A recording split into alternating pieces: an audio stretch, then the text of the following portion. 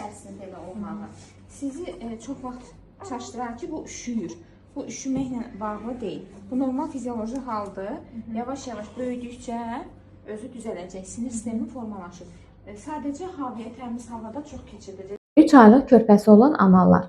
Uşağımız 3 ayda nələri bacarmalıdır?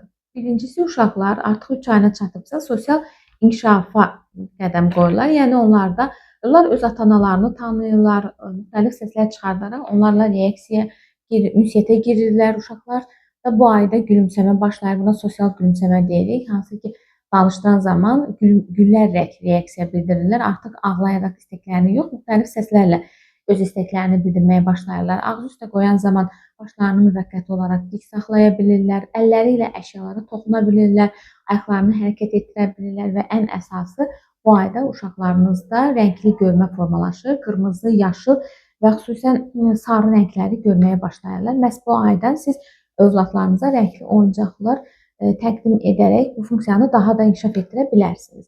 Əgər övladınızda bu sadaladığım əlamətlərdən hər hansı biri yoxdursa, mütləq öz pediatrınızla məsləhətləşin.